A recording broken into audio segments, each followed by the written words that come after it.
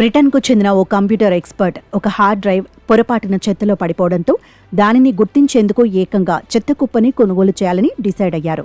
అయితే బ్రిటన్కు చెందిన ఓ వ్యక్తి 2013లో 6,500 కోట్ల విలువైన 8,000 బిట్కాయిన్ల సమాచారాన్ని ఒక హార్డ్ డ్రైవ్లో భద్రపరిచారు. అయితే అతడి భాగస్వామి దానిని పొరపాటున చెత్తలో పారేశారు. దాంతో కొన్నేళ్లుగా దానికోసం వివిధ మార్గాల్లో వెతుకుతూనే ఉన్నారు. ఈ క్రమంలోనే తాను ఉండే ప్రాంతంలోని చెత్తనంతా సౌత్ వేల్స్లోని చెత్త కుప్పల్లో పోస్తారు. కాగా ఇటీవలే ఆ సైట్ను మూసివేయనున్నట్టు స్థానిక యంత్రాంగం న్యూపోర్ట్ సిటీ కౌన్సిల్ ప్రకటించింది.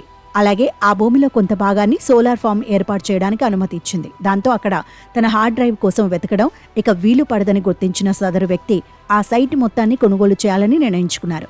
ఈ మేరకు స్థానిక కోర్టులో పిటిషన్ దాఖలు చేశారు. మరోవైపు క్రిప్టో కరెన్సీకి అనుకూల వైఖరిని ప్రదర్శిస్తోన్న డొనాల్డ్ ట్రంప్ అధికారంలోకి రావడంతో బిట్కాయిన్ విలువ అమాంతం పెరిగింది. ఒక దశలో దాని విలువ $1,00,000 చేరగా ప్రస్తుతం $96,000 పైన ఉంది.